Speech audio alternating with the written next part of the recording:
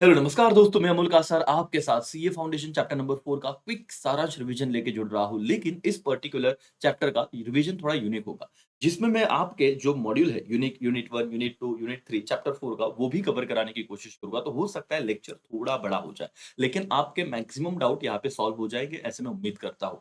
दोस्तों, बहुत बार हम लोग जब इस चैप्टर 4 को शुरू करते हैं पढ़ना, तो ये खत्म ही नहीं होता क्योंकि बहुत सारे ग्राफ्स इसमें दिए हुए हैं और बच्चों को ये ग्राफ देख के ही इस पे मतलब डिमोटिवेशन आ जाता है, बोलते हैं कि नहीं करेंगे। लेकिन बहुत ईज़ी है, अगर आपको कांसेप्ट समझ गया, तो आप जैसे आपने टाइप्स ऑफ प्राइस इलास्टिसिटी में ग्राफ्स पढ़े थे, यस और नो? वैसे आपको यहाँ पे भी समझेगा, बस आप थोड़ा पेशेंस रखिएगा इस यूनिट को जब मैं रिवाइज़ कराऊँगा। कुछ इंपॉर्टेंट बातें जो मैं बताऊँगा, उतना नोट कर लीजिएगा और मेरे साथ ये लेक्चर देखते-देखते आपको चैप्टर नंबर 4 के सारे यूनिट्स पे कॉन्फिडेंस आ जाएगा करके। चलो, बिना समय गवाए अब हम सारांश पे आते हैं और उससे फिर टाइम टू टाइम हम अपने मॉड्यूल पे भी शिफ्ट होते जाएँगे। दोस्तों, ये रहा सारांश का शुरुआत कैसे दिया हुआ है चैप्टर नंबर 4। हम लोग देखते हैं और वहीं से पढ़ना शुरू करते हैं करके। Let's start. Okay. Price determination under different market, same module का ही इन्होंने ये वाला जो पार्ट है दिया हुआ है कि मार्केट्स डिटर्मिनेंट्स ऑफ प्राइसेस में परफेक्ट कंपटीशन, मोनोपोली, मोनोपोलिस्टिक और ओलिगोपोली। अगर बहुत क्विकली मैं इसे रिपीट करने की कोशिश करूं तो ये हमने 12th लेवल पे तो पढ़ा ही था। What is perfect competition? जहां पे लार्ज नंबर ऑफ बायर और लार्ज नंबर ऑफ सेलर होते हैं, ठीक है, होमोजीनियस प्रोडक्ट बेचते हैं, मतलब सेम प्रोडक्ट, और सिंगल प्राइस होता है। और प्राइस कौन डिसाइड करता है? तो मार्केट फोर्सेस प्राइस डिसाइड करते हैं, मतलब डिमांड एंड सप्लाई। ठीक है, हम डिटेल में आगे पढ़ने वाले हैं, कैसे चार्ट्स भी देखेंगे।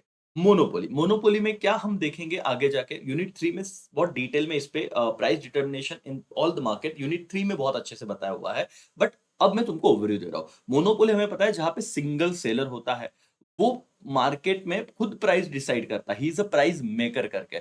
ठीक है, और प्राइस डिस्क्रिमिनेशन का भी इसमें पॉइंट आएगा। डिस्क्रिमिनेशन मतलब अलग अलग बायर्स को अलग अलग प्राइस चार्ज करना। ठीक है, उसके बाद हम देखेंगे मोनोपोलिस्टिक कंपटीशन। बहुत बार बच्चों को मोनोपोली और मोनोपोलिस्टिक को लेके थोड़ा कंफ्यूजन हो जाता है। दोस्तों, मोनोपोलिस्टिक में दोनों ही कंपटीशन के फीचर्स मिलते हैं, जैसे कि परफेक्ट कंपटीशन के कुछ फीचर और मोनोपोली के कुछ फीचर, ये दोनों के फीचर मिला के हम मोनोपोलिस्टिक कंपटीशन पे जाते हैं, जहां पे लार्ज नंबर ऑफ बायर होते हैं, लार्ज नंबर ऑफ सेलर होते हैं। लेकिन यहाँ पे परफेक्ट में हमने होमोजीनियस प्रोडक्ट देखा था, यहाँ पे डिफरेंशिएट होता है। कैसे? जब हम आएंगे तो वहां पे मैं आपको बताऊंगा। और एक है ओलिगोपोली। ओलिगोपोली मतलब फ्यू सेलर। और फ्यू सेलर की अगर मैं बात करूं, जैसे आप टेलीकॉम सेक्टर को जानते हो, जहां पे आपको अगर मैं कहूँ कि कितने आपको सर्विस प्रोवाइडर दिखेंगे, तो आप कहोगे सर वोडाफोन और आइडिया, उसके बाद जियो हो गया, उसके बाद बीएसएनएल हो गया, एंड सो ऑन, मतलब और एक और एयरटेल हो गया। ये 4 के अलावा आपको कोई भी भारत में फिलहाल 2024-25 में कोई याद नहीं आएगा। तो ये फ्यू सेलर है जो पूरे मार्केट को कंट्रोल करे, दैट इज अ ओलिगोपोली। और इसमें प्राइस बिहेवियर क्या है? यहाँ पे किंग डिमांड कर्व करके आएगा हमें। ठीक है, आपको आई वो थोड़ा रिवाइज या थोड़ा याद आ रहा होगा कि सर किंग डिमांड कर्व करके कुछ पढ़ा था। मैं आपको बताऊंगा कि ओलिगोपोली में क्यों यूजुअली प्राइस चेंज नहीं होते।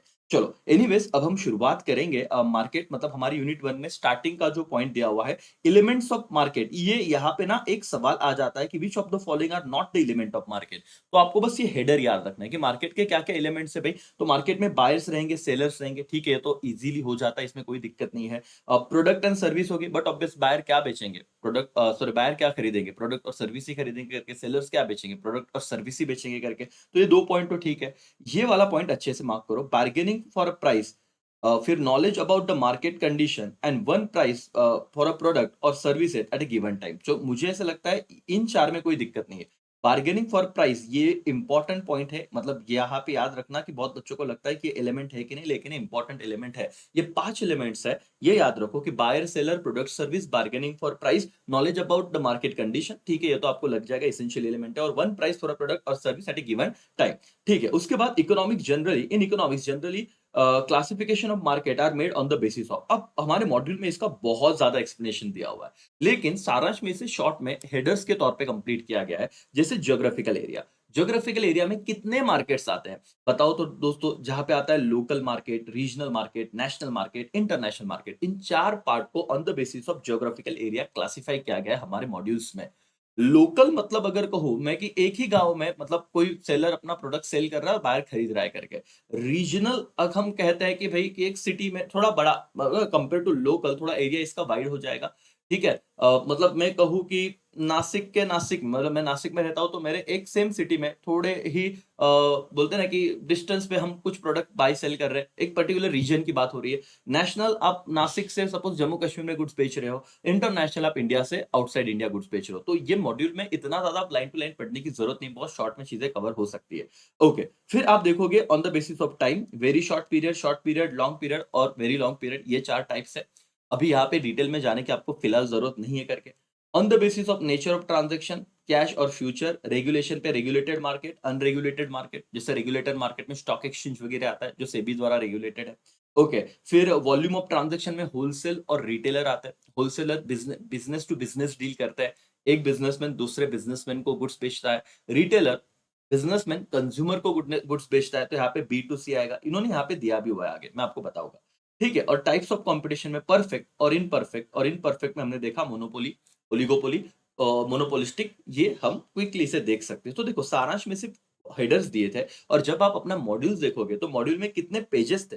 आइए यूनिट वन पे आपको मैं वो बताता हूँ। यहाँ से यूनिट वन आपका शुरू होता है, मीनिंग ऑफ मार्केट, वही चीज है, इसमें ज्यादा डिटेल में मत जाओ। एलिमेंट्स हमने कवर कर लिए, मैं आपको मॉड्यूल भी दिखाते रहूंगा दोस्तों, ताकि क्या हो कि आपका कॉन्फिडेंस बढ़े और आप मॉड्यूल लेके बैठे हो तो आपको ये फील हो कि सर मॉड्यूल भी कवर हो रहा है।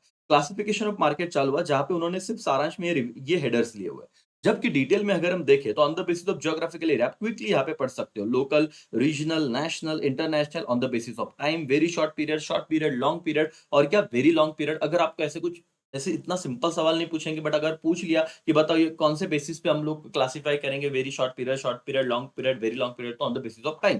ठीक है, और नेचर ऑफ ट्रांजेक्शन में कैश और फ्यूचर मार्केट होगा, regulated unregulated on the basis of regulation, और वॉल्यूम के बेसिस पे होलसेल रिटेल, यहाँ पे देखोगे बी टू बी, और यहाँ पे आएगा बी टू सी। ये बहुत इंपॉर्टेंट है, ये सारांश के उन्होंने आगे थोड़े एक्सप्लेनेशन में दिया हुआ है। लेकिन आप देखोगे होलसेल मार्केट में अगर पूछा एमसीक्यूज की क्या डील होता है, क्या बी टू बी होता है, बी टू सी होता है, सी टू सी होता है, या नन ऑफ द अबव। अब बच्चे को सवाल ही नहीं समझ पाएगा वो पूछना क्या चाहता है। अगर होलसेल मार्केट है बेटा तो बी टू बी रहेगा, मतलब बिजनेस, एक बिजनेसमैन दूसरे बिजनेसमैन को अपना प्रोडक्ट सेल कर रहा है। ठीक है, और अगर और रिटेलर की बात करें तो होगा B to C, business consumer को अपना प्रोडक्ट सेल कर रहा है। ठीक है, चलो या फिर टाइप्स ऑफ मार्केट स्ट्रक्चर, जहां पे अब सारांश में आप देखोगे कि परफेक्ट, मोनोपोलिस्टिक, मोनोपोली और ओलिगोपोली। मैंने थोड़ा बहुत एक्सप्लेनेशन आपको दे ही चुका हूं, सारांश पे आते हैं ताकि आप लोगों को समझे, और आगे यहाँ पे उन्होंने कुछ चीजें नहीं दी है वो भी मैं आपको बताऊंगा बेटा, लेकिन आप मॉड्यूल वन को, यूनिट वन को लेके चले, बहुत ही जल्दी खत्म होने वाला है करके।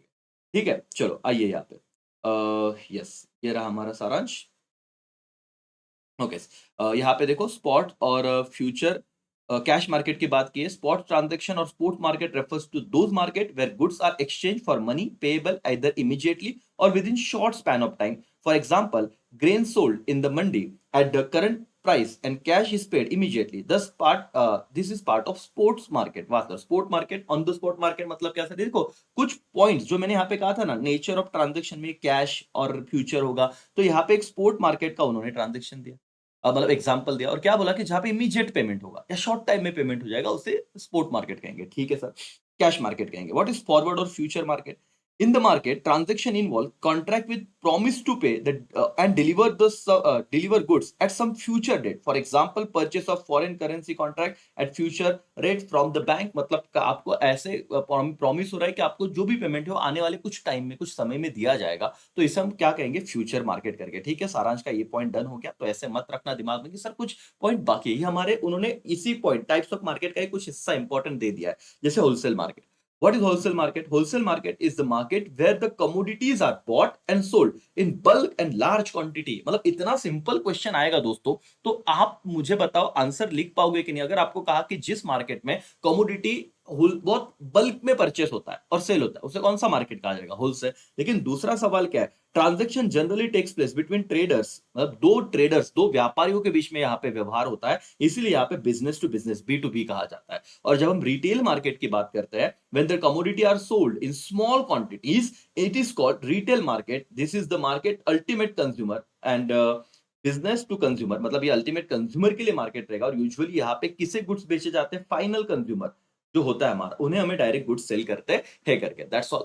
तो यहाँ पे इन दो चीजों का ध्यान रखना। ओके, डन हो गया दोस्तों। थ्योरेटिकल मार्केट में हम देखेंगे perfect competition. Perfect competition is characterised by many seller selling identical product to many buyer. यहाँ पे इंपॉर्टेंट वर्ड था आइडेंटिकल प्रोडक्ट।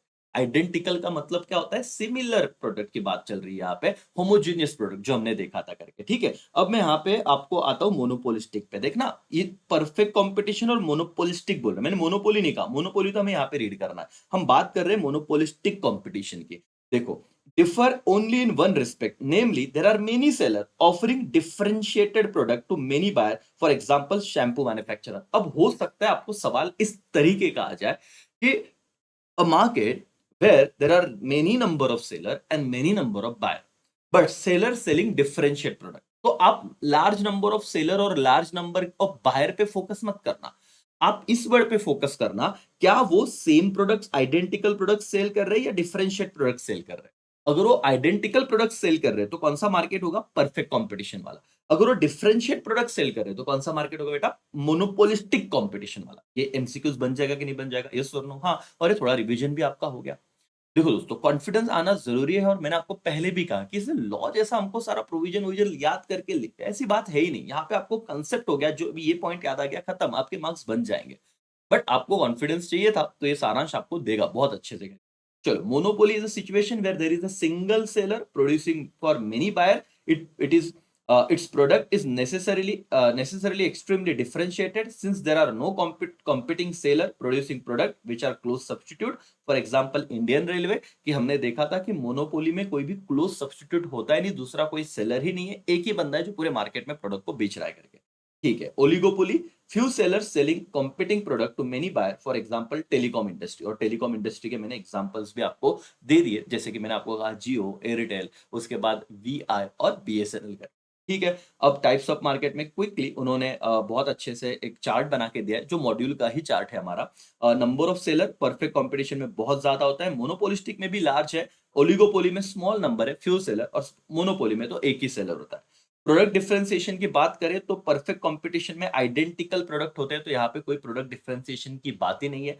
मोनोपोलिस्टिक में स्लाइट प्रोडक्ट डिफरेंशिएशन होता है। ओलिगोपोली में नन टू सब्सटेंशियल, मतलब अभी इस वर्ड पे ध्यान मत दो यार, मतलब ये चीज पे ना एमसीक्यूज आएगा ना कुछ, मतलब बोल रहे कि होता है बट ऐसे बोलने लायक भी नहीं होता करके। अब ठीक है यार, और यहाँ पे एक्सट्रीम प्रोडक्ट डिफरेंशिएट। हाँ, सवाल क्या आ सकता है कि इन चार कंपटीशन में परफेक्ट, मोनोपोलिस्टिक, ओलिगोपोली और मोनोपोली, कौन से मार्केट में एक्सट्रीम लेवल का प्रोडक्ट डिफरेंशिएशन होता है। देखो, अगर एक्सट्रीम वर्ड यूज हो गया तो एक एमसीक्यूज बन गया, कौन सा मार्केट?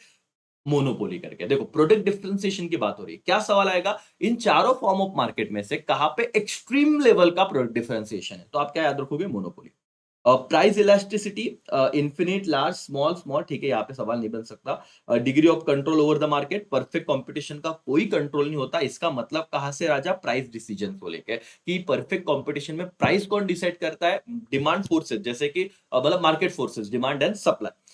मोनोपोलिस्टिक में सम लेवल थोड़ा कंट्रोल होता है, और ओलिगोपोली में भी कुछ लेवल तक होता है, लेकिन ज्यादा, वेरी कंसिडरेबल, ज्यादा करके बहुत हद तक कंट्रोल किसका रहता है? मोनोपोली का, क्योंकि वो अकेला सेलर है तो वो अपनी प्राइस खुद डिसाइड करेगा। एनीवेज दोस्तों, अब यहाँ पे अगर हम देखें ना, concept of total revenue, average revenue, marginal revenue बहुत शॉर्ट में दिया है। ठीक है, इसी चीज को यूनिट 1 अब खत्म होगा, लेकिन मैं आपको कहां पे लेके जाऊंगा? हमारे मॉड्यूल में। तो आप यहां पे आइए, देखो ये चीज तो हमने कंप्लीट कर ली, concept of total revenue, average revenue और मार्जिनल रेवेन्यू। अब what is total revenue? Simple सी बात है राजा, कि अगर कोई फर्म 100 यूनिट बेच रही है और 10 रुपए का एक यूनिट, तो आपने टोटल यूनिट जो सेल किया है, मतलब कितने क्वांटिटीज आपने सोल्ड किए, इनटू क्या प्राइस पे सोल्ड किए। ठीक है, तो आपका फॉर्मूला क्या बन जाएगा? Total revenue is equal to price into quantity बोलो, या क्वांटिटी इंटू प्राइस बोलो, ये आपका फॉर्मूला होगा। सिंपल सी बात है, इसमें कोई दिक्कत नहीं करके सर। और जैसे जैसे आप अपने प्रोडक्ट बेचोगे, उस वैसे वैसे आपका जितना प्रोडक्ट आप सेल करोगे, जितने ज्यादा यूनिट सेल होगे, उतना आपका रेवेन्यू बढ़ेगा करके। ठीक है, व्हाट इज एवरेज रेवेन्यू? अब एवरेज रेवेन्यू का क्या सीन होता है? अगर आपको कोई कहे कि आप लोगों ने 500 रुपए कमाए 5 यूनिट सेल करके, तो आप बताओ आपने पर यूनिट कितना कमाया। तो आप जब ये पर यूनिट का वैल्यू निकालोगे तो कैसे निकालोगे? अगर 500 रुपया मैंने 5 यूनिट बेच के कमाया है, तो टोटल रेवेन्यू हो गया मेरा 500, क्योंकि 500 मैंने अर्न किए थे, डिवाइडेड बाय मैं क्या करूंगा? टोटल कितने यूनिट सेल किए? 5। तो आपका क्या फॉर्मूला बन जाएगा, total revenue upon quantity, that's your average revenue. ठीक है, पर यूनिट रेवेन्यू की बात हो रही है, पर यूनिट रेवेन्यू की बात हो रही है। ठीक है, हाँ सर, ओके, डन। मतलब दूसरा फॉर्मूला क्या हो सकता है, देखो मैं आपको वापस यहाँ पे लिख के बताता हूँ, मॉड्यूल में ही है हम लोग।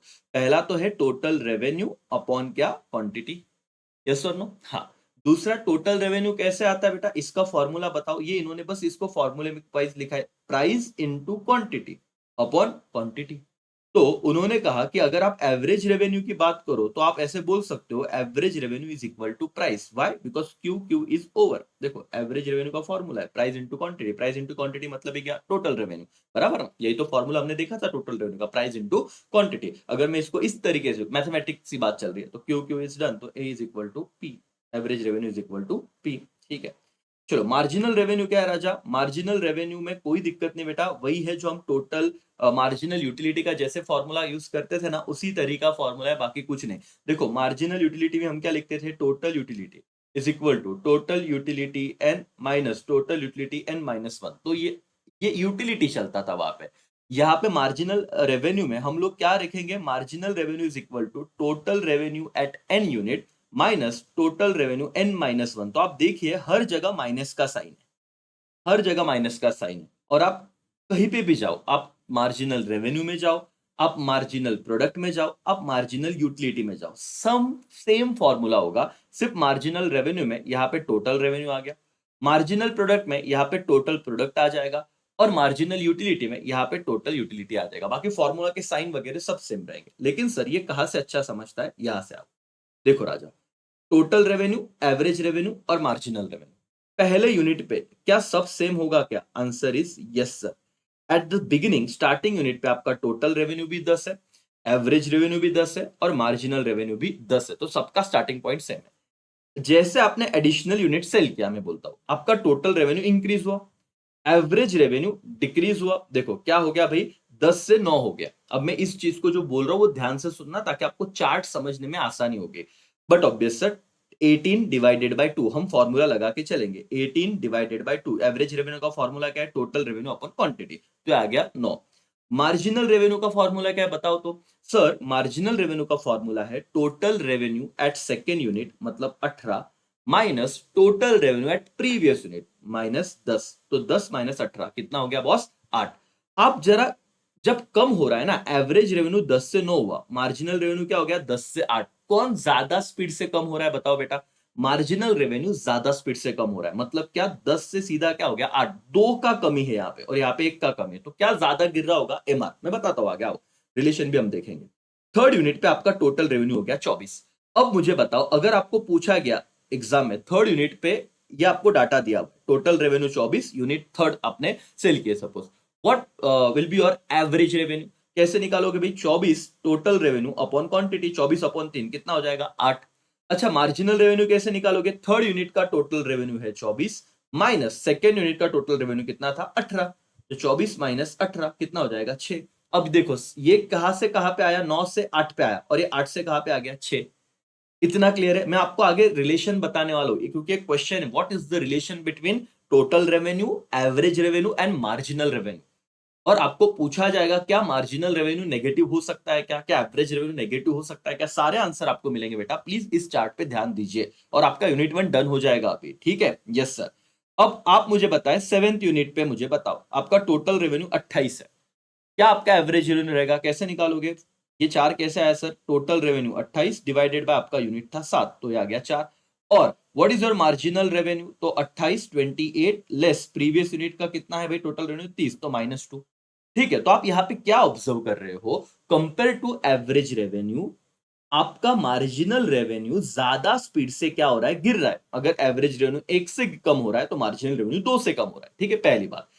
आप एवरेज रेवेन्यू को ऑब्जर्व करो, ये कम तो हो रहा है लेकिन कभी भी जीरो और नेगेटिव नहीं हुआ, जबकि मार्जिनल रेवेन्यू जीरो भी हुआ और नेगेटिव हुआ, यस और नो। तो आपको यहां से अगर कोई सवाल पूछे जाए तो आप एक आंसर दे सकते कि नहीं दे सकते बॉस, यस और नो, यही यही चीज दिया हुआ बेटा। ये देखो ये दोनों चार्ट किस तरीके से दिया हुआ है कि आपका आपका जो टोटल रेवेन्यू है वो बढ़ रहा है, ठीक है, मार्जिनल रेवेन्यू और एवरेज रेवेन्यू कम हो रहा है। लेकिन अब देखिए आप, आपको स्क्रीन पे देखिएगा, मार्जिनल रेवेन्यू और एवरेज रेवेन्यू कम हो रहा है। ये है तुम्हारा कर्व एवरेज रेवेन्यू का, ये है तुम्हारा मार्जिनल रेवेन्यू। अब मैं कहूं व्हेन, अब देखना मैं क्या लिख रहा हूं, when my total revenue is maximum, जब मेरा टोटल रेवेन्यू मैक्सिमम है तो मेरा मार्जिनल रेवेन्यू क्या होगा, मार्जिनल रेवेन्यू क्या होगा, क्वेश्चन मार्क। अगर एमसीक्यूज आ गया तो बोलो क्या, बच्चा बोलेगा सर ये तो यही चैप्टर हमने किया ही नहीं था, ऑप्शन को डाला था। अरे भाई यूटिलिटी वाला लॉजिक लगाते तो भी आ जाता। When your total revenue is maximum, your marginal revenue is what, zero. ठीक है। अच्छा मैं आपको पूछूं अगर ट्रू और फॉल्स में, क्या मेरा टोटल रेवेन्यू कभी भी नेगेटिव हो सकता है या जीरो हो सकता है, क्या जीरो हो सकता है क्या, यहाँ पे टोटल रेवेन्यू लिख दूं या तो फिर मैं बात करूंगा एवरेज रेवेन्यू, दोनों की बात करता हूं। सर ना तो ये नेगेटिव हो रहा है, ना तो ये देखो यहाँ पे ना तो एक्स एक्सिस को टच हो रहा है, ना तो ये जीरो हो रहा है, तो ऐसा नहीं होगा। लेकिन कौन सा ऐसा कर्व है जो नेगेटिव और जीरो हो सकता है, तो मार्जिनल रेवेन्यू पॉजिटिव भी रहेगा, जीरो भी हो सकता है और नेगेटिव भी हो सकता है। देखो यहाँ पे जब वो ऊपर तक गिर रहा है लेकिन पॉजिटिव, जब वो एक्स एक्सिस को टच कर रहा है मार्जिनल रेवेन्यू तो जीरो, और जब वो नीचे गया तो नेगेटिव। तो मार्जिनल रेवेन्यू तीनों तरीके से चीजें हो सकती है, तो ये रिलेशन में यही चीज बताई है उन्होंने। ठीक है, यस और नो, यस करके। दोस्तों अब यहाँ पे आपको मैं बताना चाहूंगा, यहाँ पे आपको मैं बताना चाहूंगा, अंडरलाइन करवाना चाहूंगा, क्योंकि यहां से जो एक बार आपके दिमाग में ये वाली चीज गई ना, A R is equal to M R, तो आपको ये चीज आगे बहुत ज्यादा हेल्पफुल होने वाली है। देखो क्या कहा उन्होंने कि in perfect competition average revenue curve individual firm slope downward in this market form when the firm increase price of the product quantity demand decrease and vice versa. ये छोड़ दो, यहाँ पे अंडरलाइन करो, अंडर परफेक्ट कंपटीशन। सब लोग module निकाल के बैठो और यहाँ पे underline, under perfect competition, under perfect competition curve is perfectly elastic. और परफेक्टली इलास्टिक में हमारा कर्व क्या होता था, ऐसा, ऐसा मतलब क्या सर, horizontal parallel to X axis. ठीक है, perfectly elastic average revenue curve means that individual firm has constant average revenue. When price remains constant, marginal revenue will be equal to average revenue, and thus AR curve and MR curve coincide and will be horizontal curve. अभी ये आपको मैं बेटा यहाँ पे मैं बताऊंगा कि क्या चीज होगी, ध्यान दो।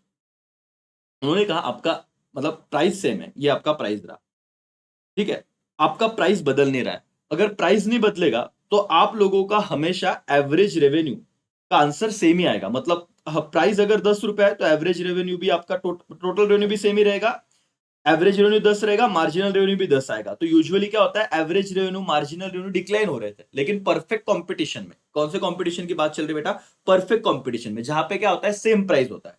कहां पे, क्या मैं अंडरलाइन करता हूं, कांस्टेंट एवरेज रेवेन्यू मतलब, या फिर प्राइस, यहाँ पे प्राइस बदलता नहीं। तो आप लोग देखोगे कि परफेक्ट कंपटीशन में आपका price is equal to average revenue is equal to marginal revenue, ये इक्वेशन रहेगा, अंडरलाइन कर लो, लिख लो करके। परफेक्ट कंपटीशन में आपका इक्वेशन क्या रहेगा, price is equal to average revenue is equal to क्या बेटा, मार्जिनल रेवेन्यू। ये एक ना क्वेश्चन आता है, relation between A R T R and price elasticity of demand. तो अब आप क्या देखोगे, एवरेज रेवेन्यू, मार्जिनल रेवेन्यू और टोटल रेवेन्यू, इन तीनों का रिलेशन किसके साथ, इलास्टिसिटी ऑफ डिमांड के साथ। क्या, प्राइस इलास्टिसिटी ऑफ डिमांड के साथ।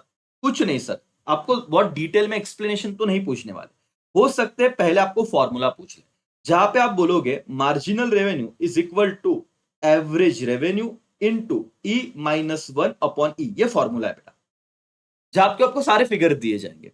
ठीक है, आपको मार्जिनल रेवेन्यू दिया जाएगा, एवरेज रेवेन्यू का अमाउंट दिया जाएगा, ई का अमाउंट दिया जाएगा, बस आपको पता होना चाहिए हम क्या पढ़ रहे हैं। वापस एक बार बताता हूं, relation between average revenue, marginal revenue and total revenue, इन तीनों का रिलेशनशिप किसके साथ, प्राइस इलास्टिसिटी ऑफ डिमांड के साथ।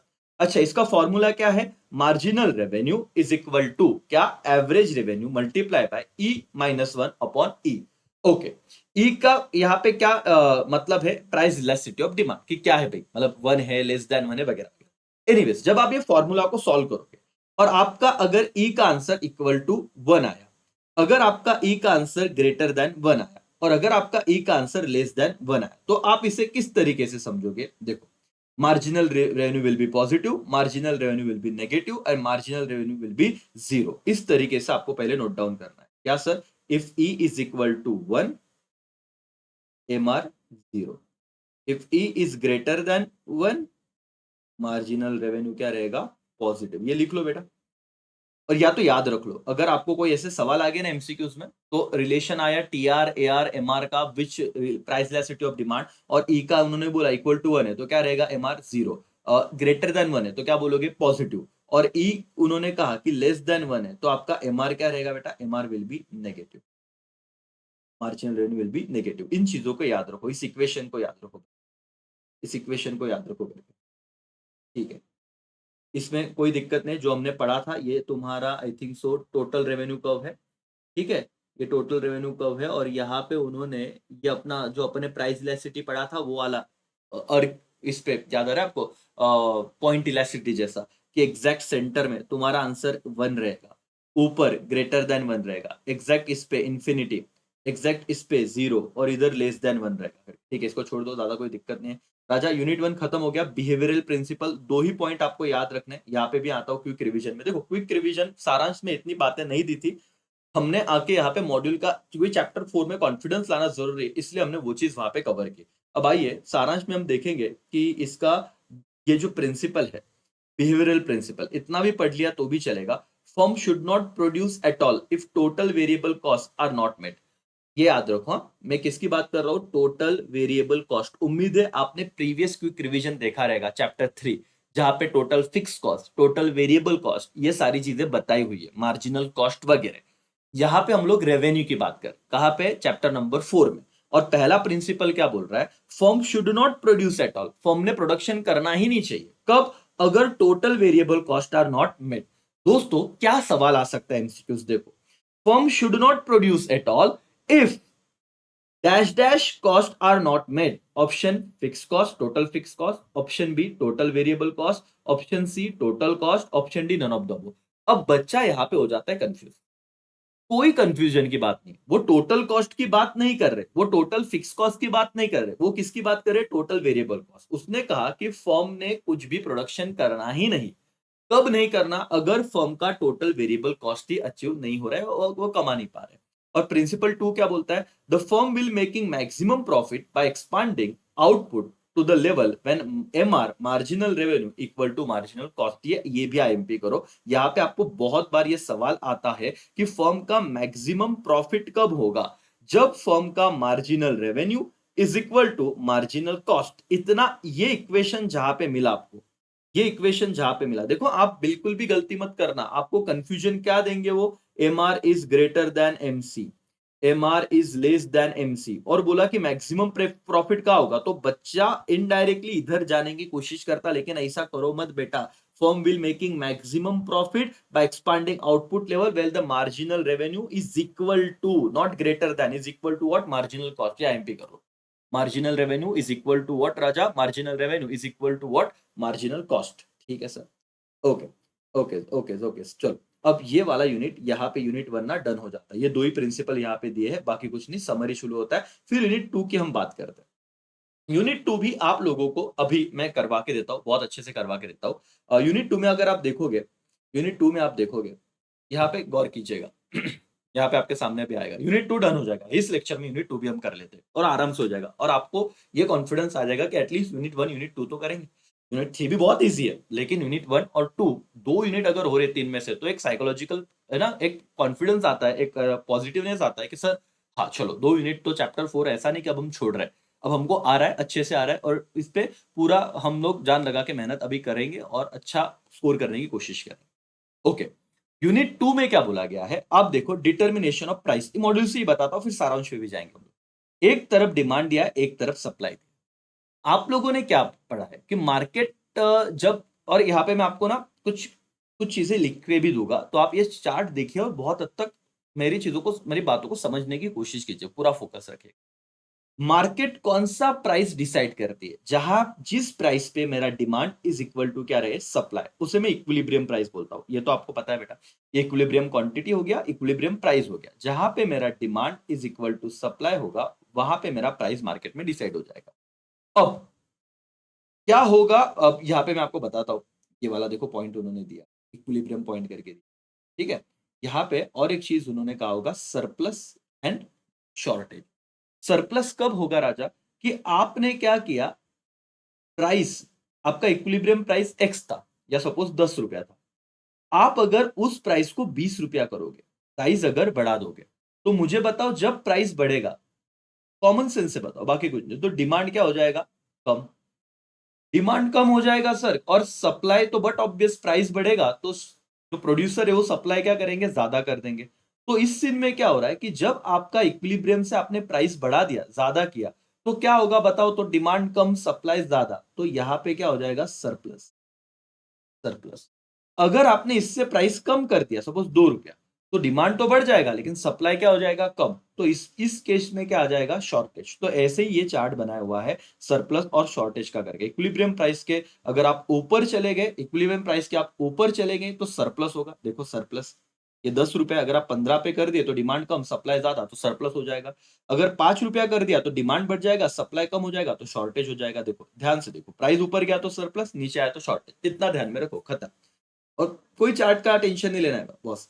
अब change in demand and supply, ये इतनी सिंपल बात है। अब ये सारे कर्व्स, यही पे दिक्कत आती है ना, ये सारे कर्व्स, पूरा यूनिट इसी में है, कर्व्स में ही है। सब खत्म हो जाएगा, मतलब सारी चीजें मैं आपको करवा के देता हूँ। ठीक है, कि आप लोग रेडी हो, बोलो यस सुनो। यूनिट 2 भी करना है कि नहीं चैप्टर 4 का, और कितना आराम से हो रहा है। जब रेगुलर हमने पढ़ा था तो वहां पे बेटा तुम नए थे, तो तुमको आराम से हर एक चीज पॉइंट वाइज बताना जरूरी था। क्विक रिवीजन में 30 मिनट का टाइम हुआ है, यहाँ पे यूनिट 1 भी खत्म कर दिया, यूनिट 2 पे भी हम आए और वो भी खत्म होगा। सारांश में अभी मैं आपको लेके जाता हूँ और बताता हूँ कि किस तरीके से आप आराम से यूनिट 2 को डन कर सकते हो। आराम से देखिए, कोई कोई दिक्कत नहीं है, और आपको हर एक चीज में चार्ट का बताऊंगा। आप मॉड्यूल पे ही रहिएगा, कोई दिक्कत नहीं है, और हर एक चीज आप कवर करने की कोशिश कीजिएगा। ठीक है, ये देखो, डिटर्मिनेशन ऑफ प्राइसेस। अब आपके सामने ये वाला पॉइंट आ रहा है, डिटर्मिनेशन ऑफ प्राइसेस। क्या दिया हुआ है कि in a competitive market, the interaction between demand and supply that tend to determine equilibrium price and quantity. ठीक है सर, कि जहां पे ये आपका डिमांड कर्व है और ये आपका सप्लाई कर्व, ये जहां पे भी इंटरेक्ट करते हैं, मतलब जहां पे demand is equal to supply होता है, तो वो वाली प्राइस तुम्हारी कौन सी प्राइस होती है बेटा, इक्विलिब्रियम प्राइस। और वो वाली जो क्वांटिटी, वो कौन सा क्वांटिटी होता है, इक्विलिब्रियम क्वांटिटी होता है करके। ठीक है सर, ओके, आगे बढ़ेंगे। अच्छा, ये उन्होंने क्या कहा है, स्टेबल इक्विलिब्रियम मतलब क्या। देखो बेटा, जो हमने ऊपर पढ़ा ना, वही चीज की, मतलब मॉड्यूल में हम पढ़ के आए ना, कि अगर तुम्हारा इक्विलिब्रियम प्राइस 10 रुपए है, तुम अगर उसे 15 रुपए करने जाओगे, तो सिंपल है कि डिमांड कम हो जाएगी और सप्लाई क्या हो जाएगा, बढ़ेगा। और इसमें स्टेबिलिटी नहीं रहेगा, मतलब डिमांड कम सप्लाई ज्यादा, तो मार्केट में क्या एक्सेस हो जाएगा, सरप्लस।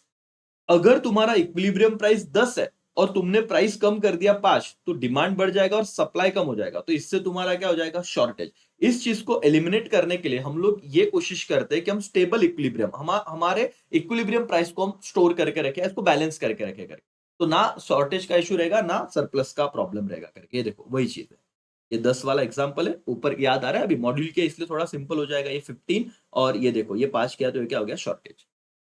ठीक है, यस और नो, इतना क्लियर है, दिमाग में जा रहा है राजा, यस और नो। हाँ, अब देखो, ये यूनिट 2 की ही बात चल रही है, यूनिट 2 की बात चल रही है, और मैं आपको अभी बहुत डिटेल में सारी चीजें बताऊंगा कि आपका इक्विलिब्रियम कैसे बढ़ रहा है या कम हो रहा है, ऐसे उन्होंने बताया। आपको चार्ट में प्रॉब्लम थे ना, आप मॉड्यूल पे जाइए और इस चार्ट को अब आप देखिए, मैं जैसे बता रहा हूं। क्या है, increase in demand causing increase in equilibrium price and quantity. नहीं समझा सर, आओ चार्ट पे बताता हूं। ये डी है ना बेटा, डी, ये देखो येलो मार्क कर रहा हूं मैं। ये जो डी है ये आपका नॉर्मल डिमांड का होता, ठीक है सर। ये जो एस है ना, ये आपका नॉर्मल सप्लाई का। ठीक है सर, कोई प्रॉब्लम नहीं इसमें। आप, ये आपके मेन है, ये मेन वाली चीज है, ठीक है, ये मेन है। अब क्या हुआ, आपका सप्लाई नहीं बदल रहा है, ठीक है। आपका ये देखो, डिमांड का वो पहला है, आपका सप्लाई सेम है, लेकिन आपका डिमांड क्या हो गया, बढ़ गया।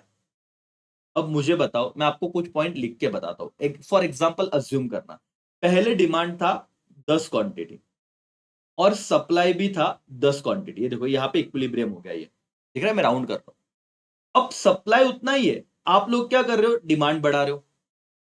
अब प्रॉब्लम क्या हो गया, जब तुम्हारा डिमांड बढ़ेगा तो अब नया इक्विलिब्रियम पॉइंट पॉइंट क्रिएट होगा। कैसे सर, ये देखो, अब इंटरेक्शन क्या हो रहा है, सप्लाई तो सेम है लेकिन नया जो डिमांड कर्व बना वो इंटरैक्ट कर रहा है इधर। तो आपका प्राइस यहाँ पे बढ़ रहा है कि कम हो रहा है, सर डेफिनेटली हमारा प्राइस ना इंक्रीज हो रहा है। सर वापस एक बार इसे बताओ, तो हम लोगों को, मैं यहाँ पे एक चार्ट बना के बता, वहां पे कैसे ऑलरेडी चार्ट है तो थोड़ा समझ में नहीं आएगा। ये देखो, ये मेरा नॉर्मल डिमांड है, ये मेरा नॉर्मल सप्लाई, एस और एस ये सप्लाई का है, और डी डी क्या है बेटा, डिमांड का। अब इसमें पहला इक्विलिब्रियम इधर आ रहा था, अब अचानक से सप्लाई उतना ही है, डिमांड का दूसरा बन गया। अब जैसे दूसरा डिमांड कर्व बना, मतलब डिमांड इंक्रीज हो गया, डिमांड कर्व शिफ्ट हुआ, सप्लाई कुछ नहीं हुआ, तो देखो उस सप्लाई के पॉइंट पे यहां पे नया इक्विलिब्रियम पॉइंट बना। तो अब मुझे बताओ, आपका क्वांटिटी भी इंक्रीज हो रहा है और आपका प्राइस भी क्या हो रहा है, इंक्रीज हो रहा है। यही चीज उन्होंने बताई, देखो P1 हो गया और यहाँ पे आपका Q1 हो गया। बस इतना ही याद रहना। तो इंक्रीज इन डिमांड, अगर आपका डिमांड इंक्रीज हुआ, causing increase in equilibrium price, इसकी वजह से पहले आपका इक्विलिब्रियम प्राइस P था, अब क्या हो रहा है P1। तो डिमांड सिर्फ इंक्रीज हो रहा है तो आपका इक्विलिब्रियम प्राइस भी क्या होगा, इंक्रीज होगा। एंड क्वांटिटी भी क्या होगी, पहले Q था अब Q1 हो गया, वो भी इंक्रीज होगा। That's all. अब क्या बोल रहा है, लेकिन सपोज डिक्रीज इन डिमांड हुआ तो, मतलब सेम कर्व पे आप ध्यान से देखिए, सेम कर्व पे यहां पे भी मैं वो कर्व ड्रॉ करने की कोशिश करता हूं। ये मेरा नॉर्मल सप्लाई कर्व है एस एस, ये मेरा पहला डिमांड कर्व है डी डी।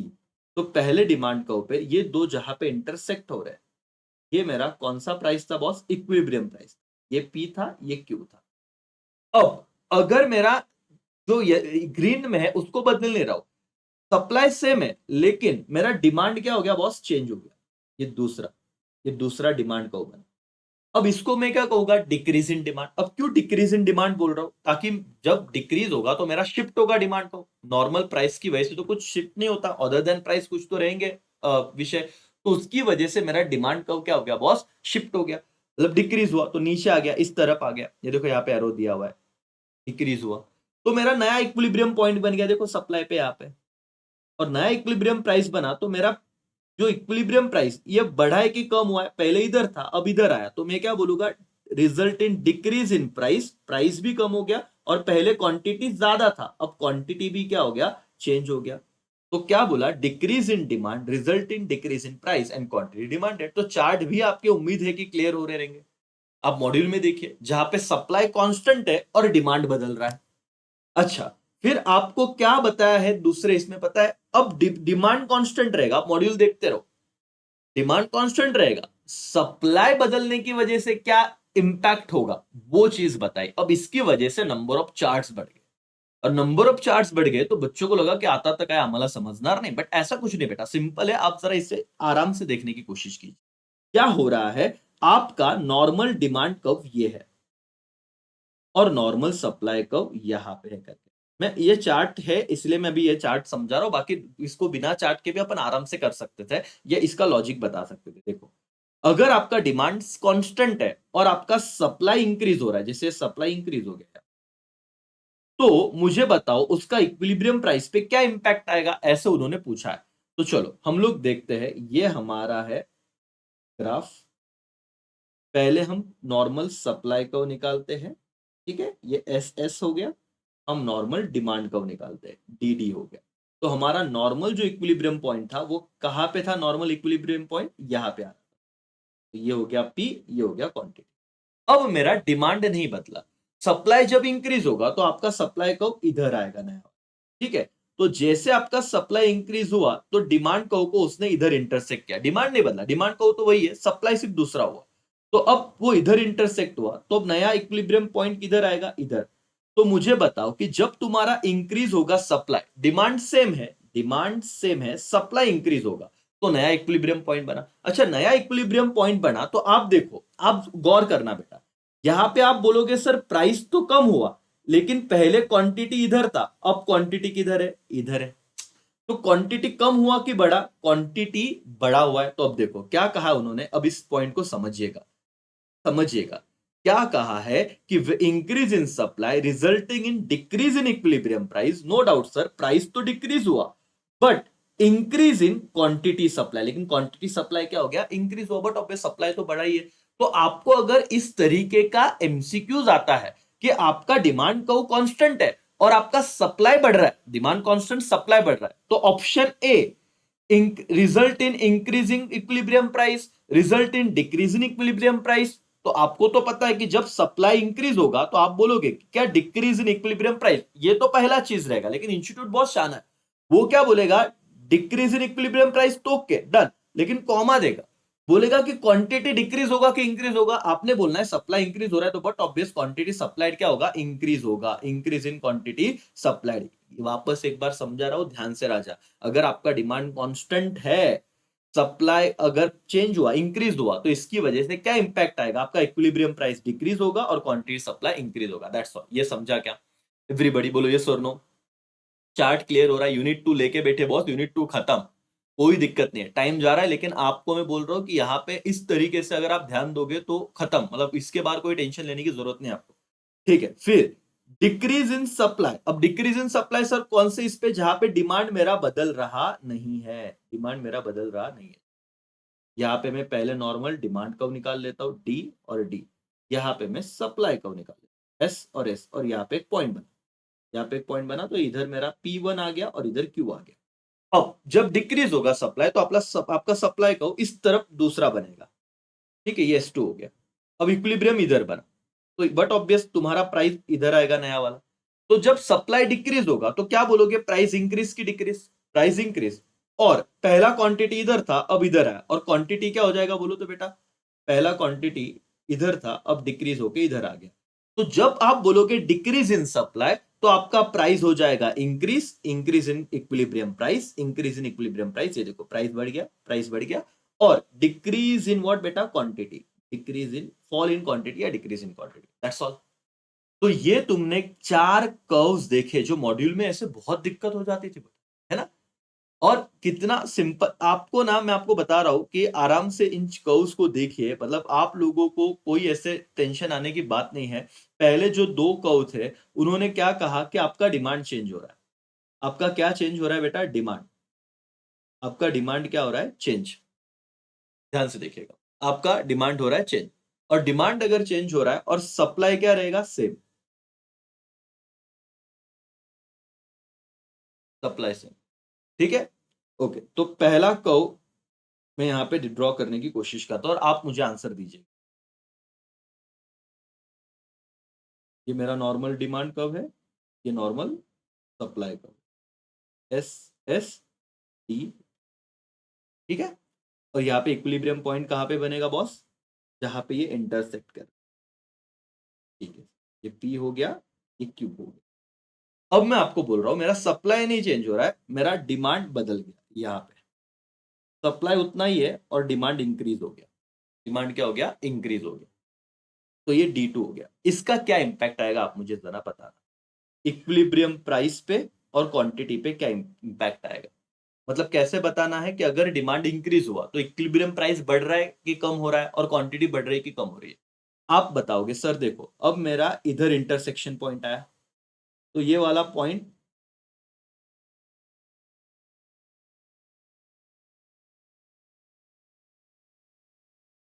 इधर इंटरसेक्शन पॉइंट आया। अगर ये रहा ना डिमांड का वे सप्लाई, तो इधर इंटरसेक्शन पॉइंट आया तो मेरा ये P2 हो जाएगा और इधर Q हो जाएगा। तो आप देखो कि आपका जो प्राइस है वो तो कम हुआ, लेकिन क्वांटिटी क्या हो गया? इंक्रीज हो गया। मतलब यहाँ पे अगर क्वांटिटी जा रहा है तो इंक्रीज है, प्राइस ऐसे आ रहा है तो कम है। तो आप बोलोगे इक्विलिब्रियम प्राइस डिक्लाइन हो रहा है, लेकिन क्वांटिटी क्या हो रहा है? इंक्रीज। अब आओ यहाँ पे,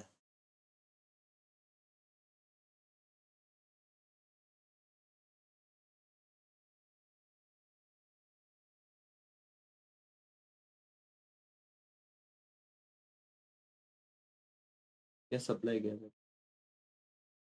एक मिनट। हाँ, डिमांड इंक्रीज हो रहा है, अपन डिमांड इधर करेंगे, सॉरी मैम। अगर डिमांड मेरा इंक्रीज हो रहा है, सॉरी यहाँ पे ध्यान दो बेटा। ठीक है, अपन ने सप्लाई वाला को ये सप्लाई के नीचे दूसरा सप्लाई डाल दिया था। अगर ये पैरा मेरा ये डिमांड है, ये वाला, ठीक है। और यस, अच्छा कुछ बच्चों को ध्यान में भी आया रहेगा, लेकिन ठीक है भाई, कंटिन्यूस मैं कैमरे के सामने ही बोल रहा हूँ, तो थोड़ा बहुत आप गलती माफ कर देना। यहाँ पे देखो ये डिमांड है, और आगे ये डिमांड को ऊपर शिफ्ट हो गया, मतलब इंक्रीज हो गया। तो इससे आपको क्या देखना है भाई? चलो ये हटाते हैं।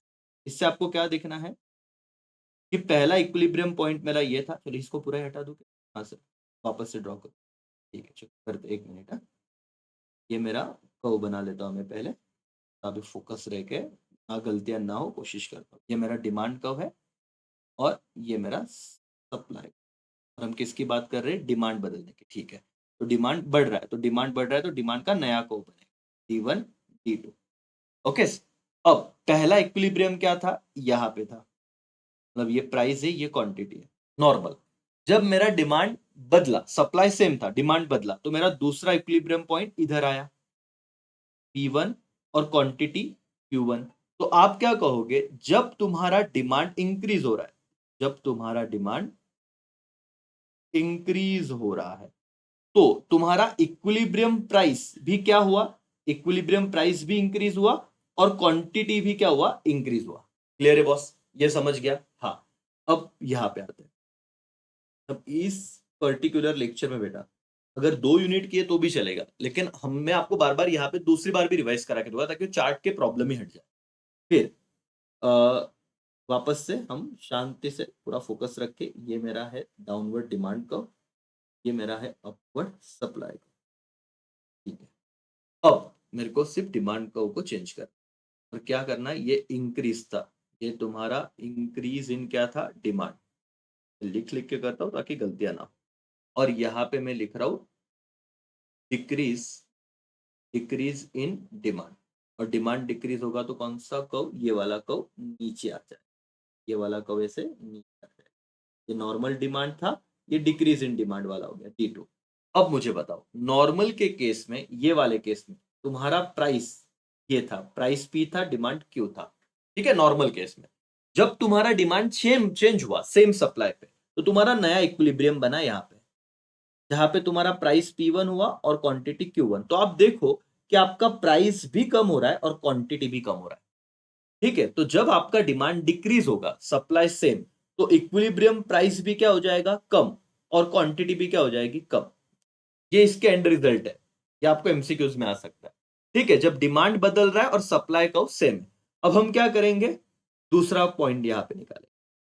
जब मेरा सप्लाई चेंज हो रहा है और डिमांड का जो कर्व है वो क्या रहेगा, सेम रहेगा। ठीक है, चलो ये ग्राफ निकाल लेते हैं और बहुत ही यहाँ पे फोकस रखेंगे ताकि पहले जैसे गलती की वैसे ना हो। ये मेरा S S supply curve, sorry ये डिमांड कर्व जो डाउनवर्ड जा रहा है, और ये अपवर्ड है सप्लाई कर्व। ठीक है सर, गलती होते होते बच गई। ये डिमांड कर्व जो डाउनवर्ड जा रहा है और अपवर्ड जो जा रहा है वो सप्लाई कर्व। ठीक है, तो यहाँ पे पहले पॉइंट पे इक्विलिब्रियम पे ये प्राइस है और ये क्या है बेटा, क्वांटिटी। अब तुम्हारा डिमांड कर्व मतलब ये वाला कर्व नहीं बदल रहा है, सप्लाई इंक्रीज हुआ तो नया कर्व ड्रॉ हुआ। बोलो यस और नो, यस, S1 S1। तो अगर तुम्हारा सप्लाई इंक्रीज होगा, 2 बार कर्व हो रहे आप देखते जाइए मॉड्यूल में, ये नया बन गया, तो नया इक्विलिब्रियम का सीन क्या होगा यहाँ पे, क्योंकि डिमांड और सप्लाई पे नया इंटरसेक्शन पॉइंट बना। तो ये आ गया सपोज P2, ये आ गया Q। तो आप मुझे बताइए, जब तुम्हारा सप्लाई इंक्रीज होगा, जब तुम्हारा सप्लाई इंक्रीज होगा, तो जो इक्विलिब्रियम प्राइस है, न्यू इक्विलिब्रियम प्राइस, उस पे क्या इंपैक्ट आया, देखो कम हो गया। तो इक्विलिब्रियम प्राइस क्या होगा, डिक्लाइन। और जो क्वांटिटी है वो बताइए, पहले क्यू था अब Q1 हो गया, वो इंक्रीज हो गया, और क्वांटिटी क्या होगा, इंक्रीज करके। समझा? तो इंक्रीज इन सप्लाई का इंपैक्ट क्या है, इक्विलिब्रियम प्राइस डिक्लाइन हुआ और क्वांटिटी बढ़ा। सप्लाई बढ़ा तो क्वांटिटी बढ़ा, ऐसे याद रखो। ओके, लेकिन क्या अगर सप्लाई डिक्रीज हुआ तो, सर वापस हमारे सामने चार्ट ड्रॉ करो। ये बॉस, ये डाउनवर्ड जा रहा है डिमांड, ये अपवर्ड जा रहा है सप्लाई। ये नॉर्मल का है, ठीक है, भावनाओं को समझिएगा। अब सप्लाई डिक्लाइन हुआ तो ऊपर की तरफ दूसरा सप्लाई को बनेगा। ठीक है, डिमांड चेंज नहीं हो रहा है। दोस्तों नॉर्मल सिनारियो में आपका ये प्राइस था, आपका ये क्वांटिटी था। जब आपका सप्लाई कम हुआ तो प्राइस बदल गया और क्वांटिटी भी बदल गया। लेकिन आप मुझे बताइए, प्राइस कम हुआ कि ज्यादा, ज्यादा हो गया। तो अगर आपको आया कि जब तुम्हारा सप्लाई डिक्रीज होगा तो इक्विलिब्रियम प्राइस क्या होगा, इंक्रीज, और क्वांटिटी क्या होगा, डिक्रीज। सप्लाई डिक्रीज तो क्वांटिटी डिक्रीज, ऐसे समझ। That's all. तो ये 4 चीजें हमने वो 4 ग्राफ में किया, क्योंकि ये कोई तो एक चीज कांस्टेंट रह रहा था और एक क्या हो रहा था, बदल रहा था करके। अब हम देखेंगे simultaneous, simultaneous changes in demand and supply. और ये भी आसान है, बहुत आसान है। मतलब अगर आपको अभी ध्यान देना है, अब थोड़े प्रो हो गए आप, और ये इसी के साथ आपका यूनिट भी डन हो जाएगा। फिर तो परफेक्ट कंपटीशन में क्या है वो, और इजी है, मतलब वो उतना डिफिकल्ट नहीं है। लेकिन ये दूसरा यूनिट में बहुत कंफ्यूजन हो जाता है, बच्चों को समझ में ही नहीं आता क्या चीज है। चलो, और मॉड्यूल का एक क्वेश्चन भी अपन कर लेंगे करके, साइमल्टेनियस चेंज। ठीक है, मैं यहाँ पे ड्रॉ करता हूँ ये वाला जो ये कर्व देख रहे हैं ना, ये ड्रॉ कर रहा हूँ, शांति से देखना। ये normal supply, normal supply, demand.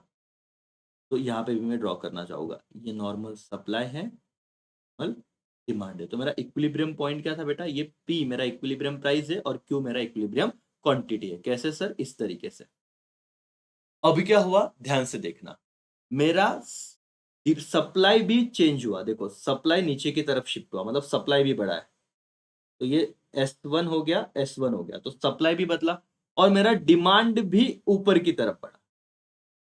मेरा ऐसे डिमांड भी ऊपर की तरफ बढ़ेगा, ये वाला। तो यहाँ पे दोनों चीज बदली, मतलब डिमांड कर्व भी शिफ्ट हुआ और सप्लाई कर्व भी शिफ्ट हुआ।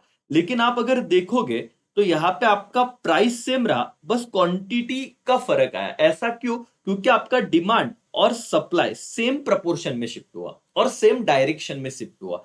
आपका सप्लाई भी इंक्रीज हुआ और डिमांड भी इंक्रीज हुआ, बट कौन से डायरेक्शन में इंक्रीज हुआ? सेम डायरेक्शन में, सेम डायरेक्शन में, सेम डायरेक्शन और सेम प्रपोर्शन। जैसे 50% डिमांड बढ़ा तो 50% सप्लाई बढ़ा, ऐसे। तो इससे आपका इक्विलिब्रियम प्राइस बदलेगा नहीं। तो आपका इक्विलिब्रियम प्राइस क्या होगा बेटा? Same, no change. बट आपका क्वांटिटी क्या हो जाएगा? क्वांटिटी इंक्रीज हो जाएगा। बस इतना याद रखना। अगर आपका डिमांड और सप्लाई सेम डायरेक्शन में, सेम डायरेक्शन का मतलब है कि डिमांड भी इंक्रीज हुआ और सप्लाई भी इंक्रीज हुआ, सेम प्रपोर्शन में इंक्रीज हुए, तो आपका इक्विलिब्रियम प्राइस बदलेगा नहीं, वो सेम रहेगा, बट क्वांटिटी आपका इंक्रीज हो जाएगा। इतना क्लियर है? ठीक है। वापस एक बार दूसरा साइमल्टेनियस चेंज में देखेंगे। ये वाला हो गया खत्म। दूसरा पॉइंट, दूसरे पॉइंट में क्या देखना है वो मैं आपको बताता हूं। देखिएगा दोस्तों, यहीं पे मैं ड्रॉ करने की कोशिश करूंगा। ये जो है मेरा, ये नॉर्मल डिमांड कर्व था पहले और ये नॉर्मल सप्लाई कर्व है। ठीक है सर। दोस्तों यहां पे ना सप्लाई भी इंक्रीज हुआ है और डिमांड भी इंक्रीज हुआ है। दोनों साइमल्टेनियस बढ़ रहे हैं, लेकिन आप मुझे बताना क्या ज्यादा इंक्रीज हुआ है, आप मुझे बताओ। सप्लाई इंक्रीज हुआ इतना सा, तो नया सप्लाई को बन गया, और डिमांड इंक्रीज हुआ इतना सारा, तो नया डिमांड को बन गया। तो इक्विलिब्रियम भी नया पॉइंट बना हुआ है यहाँ पे। ठीक है, ये वाला नया इक्विलिब्रियम पॉइंट बना हुआ। तो भाई और बहनों, साफ साफ बात है ना कि मेरा डिमांड ज्यादा बढ़ा है और सप्लाई कम बढ़ा है। मतलब ऐसे समझो कि 10 क्वांटिटी से सप्लाई बढ़ा तो 100 क्वांटिटी से डिमांड बढ़ा। डिमांड ज्यादा सप्लाई कम, तो फिर प्राइस बढ़ने ही वाली है। आप कैसे भी ऐसे लॉजिक रखो या कुछ भी, अगर मैंने कहा कि डिमांड एंड सप्लाई सेम बढ़े, सेम डायरेक्शन में बढ़े, लेकिन डिमांड ज्यादा स्पीड से बढ़ा, सप्लाई कम प्रपोर्शन में बढ़ा, डिमांड ज्यादा प्रपोर्शन में, सप्लाई कम प्रपोर्शन में, तो आपका इक्विलिब्रियम प्राइस चेंज होगा और इक्विलिब्रियम प्राइस बढ़ जाएगा। न्यू इक्विलिब्रियम प्राइस क्या होगा? इंक्रीज। और बट ऑब्वियस क्वांटिटी तो इंक्रीज होने ही वाली। अपोजिट देखते हैं। देखो एकदम सिंपल रखते हैं चीजों को। ये है डिमांड, ये है डिमांड, ये है सप्लाई। तो पहला इक्विलिब्रियम ये था। अब आपका डिमांड तो इंक्रीज हुआ, लेकिन डिमांड का देखो गैप कितना कम है। तो इंक्रीज इन डिमांड है, देखो यहां पे आपका डिमांड बढ़ा बट कम प्रपोर्शन में, देखो गैप बहुत कम है दोनों में। सप्लाई भी बढ़ा, लेकिन सप्लाई का प्रोपोर्शन क्या है? ज्यादा, वो ज्यादा प्रोपोर्शन। देखो ये तो गैप, देखो ये गैप बहुत ज्यादा है।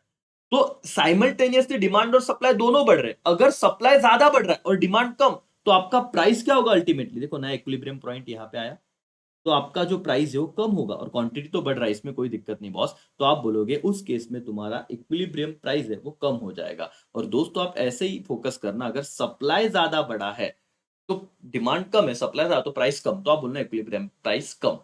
अगर डिमांड ज्यादा बढ़ा हुआ है, सप्लाई कम डिमांड ज्यादा, तो बोलना इक्विलिब्रियम प्राइस बढ़ेगा। और दोनों सेम प्रपोर्शन में बढ़े, सेम डायरेक्शन में, तो इक्विलिब्रियम प्राइस सेम रहेगा। That's all. इस चार्ट में इतना देखना, बाकी तो कोई दिक्कत नहीं थी। अब आपका यूनिट 3 का इन्होंने यहाँ पे सीधा सारांश में दिया हुआ है। ये सारे चार्ट्स दिए, मोनोपोली वगैरह, उसके कर्व वगैरह, सुपर प्रॉफिट वगैरह। अगर मैं बोलना चाहूँ यहाँ पे भी ये कंप्लीट करना चाहूँ यूनिट 3, तो भी हो सकता है। जैसे कि परफेक्ट कॉम्पिटिशन में सेम प्राइस रहता है, ठीक है, वहां पे लॉन्ग रन और शॉर्ट रन दिया है। जैसे शॉर्ट रन में आप देखोगे कि सुपर नॉर्मल प्रॉफिट होता है, लेकिन लॉन्ग रन में कभी भी सुपर नॉर्मल प्रॉफिट नहीं होता, हमेशा नॉर्मल प्रॉफिट पे रहेंगे। क्यों सर? क्योंकि लॉन्ग रन में बहुत सारे कॉम्पिटिटर्स आ जाते हैं और कॉम्पिटिटर्स आ जाते हैं मार्केट में तो वो जो बोलते हैं ना मलाई खाने का टाइम वो गया भाई। लॉन्ग रन में अब मिलेगा उतना ही जितना बाकी लोग कमा रहे हैं। तो अब आपको नॉर्मल प्रॉफिट पे रहना पड़ेगा। किसमें? Perfect competition. मोनोपोली में वो ओवर पीरियड टाइम हो सकता है सुपर प्रॉफिट कमाए। तो ऐसे अलग-अलग चार्ट्स हैं, लेकिन अब ये बहुत लेक्चर बड़ा हो जाएगा। हम लोगों को यूनिट 2 पे भी आना है। ये देखो ये वही चार्ट से वही सारी बातें थी। अगर ये अपोजिट डायरेक्शन में गया तो क्या? इतना सिर्फ मॉड्यूल में दिया है, लेकिन आपको बस एक ही चीज़ याद रखनी है, एक ही चीज़। एक ही चीज़ याद रखनी है। अपोजिट जाओ, सेम जाओ, कुछ भी हो, अगर डिमांड ज़्यादा है और सप्लाई कम है, तो आपका इक्विलिब्रियम प्राइस बढ़ेगा। और सप्लाई ज्यादा है, डिमांड कम, तो इक्विलिब्रियम प्राइस क्या होगा? कम होगा। सिंपल सी बात याद रखो, आपके आंसर आपको मिल जाएंगे। यहाँ पे बढ़ा हुआ है, यहाँ पे कम हुआ है, जो भी करके। ठीक है? यहाँ पे क्वेश्चन इलिस्ट्रेशन 1 ये अच्छे से सॉल्व करना बेटा। ये अच्छा क्वेश्चन है, मेरे हिसाब से ऐसे तो आएंगे नहीं, लेकिन अगर इंस्टीट्यूट है भाई, क्या पता अगर कुछ ऐसे सोचा कि भाई बताइए इसमें क्या होगा, तो इसमें इसको यहाँ पे आपको सॉल्यूशन की जगह पे मैं बोल रहा हूँ, ये क्वेश्चन है सारे और इसका सॉल्यूशन इन्होंने यहाँ पे दिया हुआ है। ठीक है? एक-एक पॉइंट पढ़िएगा, आप समझने की कोशिश कीजिएगा, ओके? आंसर पढ़िए आपको समझ में आ जाएगा कि जब डिमांड नहीं बदल रही है और सप्लाई बदल रहा है, तो इक्विलिब्रियम पॉइंट चेंज होगा, कम होगा, ज़्यादा होगा। इस पॉइंट को फोकस कीजिएगा, पढ़िए और नहीं समझा तो मेरे को बताइए, मैं आपको एक्सप्लेन करूँगा करके, लेकिन ये एक बार रीड करके रखो, ठीक है? ये एक बार रीड करके रखो। वैसे लेक्चर में आपको बैकअप करके ही रहेगा, लास्ट डिस्कस किया हुआ पॉइंट है। ठीक है? चलो, यहाँ पे हम लोग रुकते हैं अभी। Thank you so much. उम्मीद है आपको ये रिवीजन लेक्चर थोड़ा यूज़फुल रहा रहेगा। यूनिट 1, यूनिट 2 डन हुआ रहेगा अभी और कॉन्फिडेंस के साथ अब आगे बढ़ो बेटा। ठीक है? एवरीवन ये क्वेश्चन सिर्फ ध्यान से पढ़ना। अच्छा क्वेश्चन है, लगता है तो इस पे सेपरेट वीडियो हम बाद में बनाएँगे। Thank you.